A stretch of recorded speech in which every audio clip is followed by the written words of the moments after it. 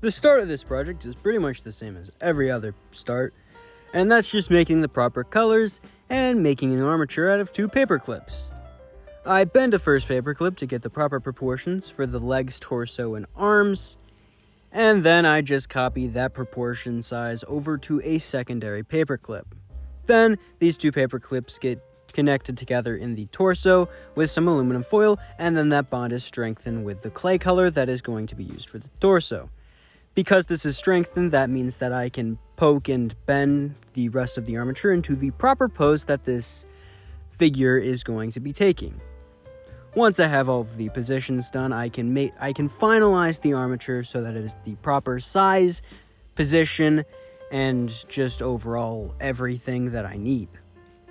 Then I have a maroonish color that I wrap around the armature on the legs, and then I connect these 2 worms together on the midsection of the bottom. This is so that I can make some pants, and then I fix up the shape and indent some knee-looking thing. Once I have the knees and the torso all done, I can bulk out the private areas and then blend them into the rest of the pants so that it actually looks like one pair of pants instead of just some armor or something on top of the pants that's for some reason the same color. Once all of the seams are removed, I can add in the feet. For some reason, Bo is going just dogs out, just no shoes, and this is happening in the same way in this version. I cut out the toes with a very sharp object, like I usually would, and then I cover the arms in the tan-ish clay that I'm using for the skin tone. This gets blended into the rest of the body, but once it's put on there, I can bulk out the rest of the body because Bo is not skinny, he is wide.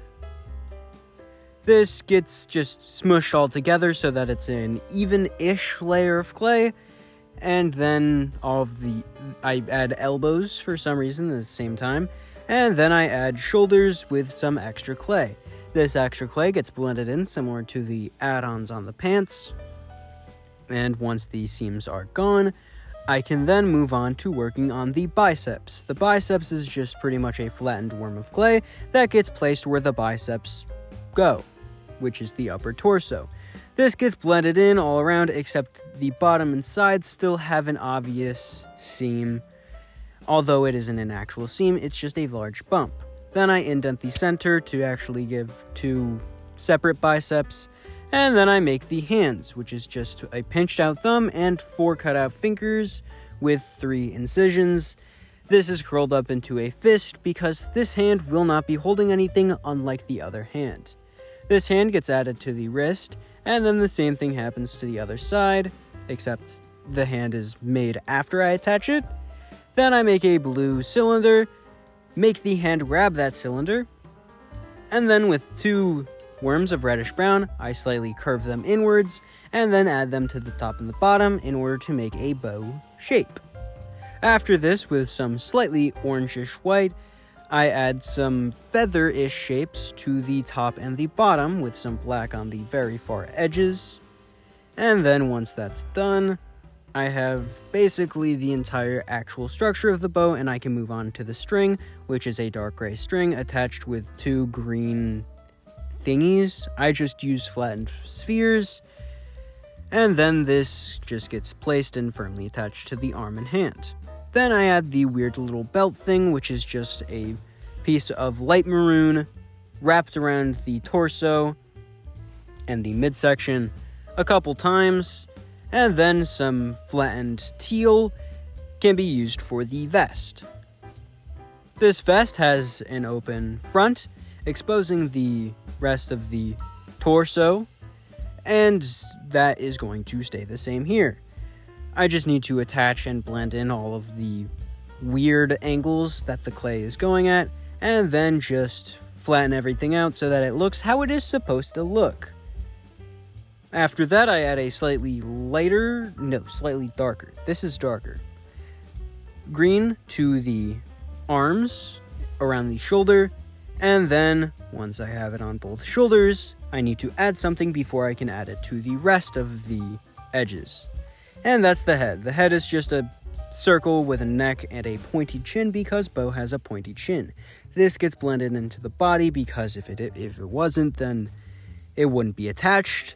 And then I add the darker green around the neck and on all of the edges that don't already have the darker green on the vest.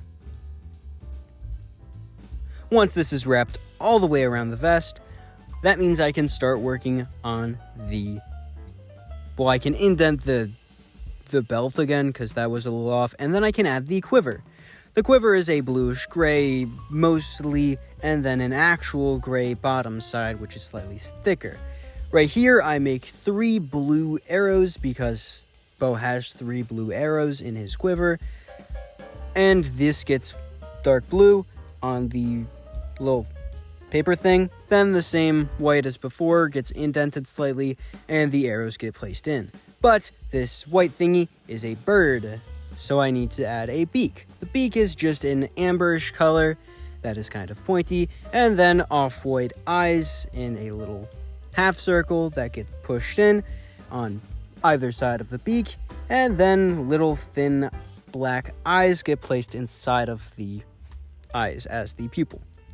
Right here I make the base because it was starting to get unstable with all of the weight added to the back, and then I tilted the neck because Bo's head is tilted. Then, because the head was very small, I made it larger, and then made the eyes in the same half-circle, crescent moon type shape.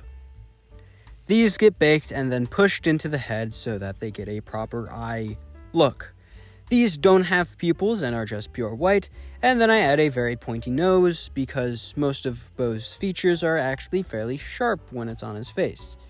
Then I add a flat mouth, which is just no expression, and then I have a black sheet that I poke out a bunch of spikes on. These spikes are just hair, because this is the hair. And once I get all the spikes on it, I can wrap it around the back of Bo's head, the back and sides of Bo's head, in order to give him hair. I don't do it over the top because I have to give him a hat, which I forgot to record doing, so I make up what the hat actually looks like, and then I indent the backside. The hat is just the same off-white color, poked out on the back a little bit, then a beak with the same yellowish color with some black on the underside, and the eyes done the exact same way as they were before. Then I can reattach it to the base, and it's finished.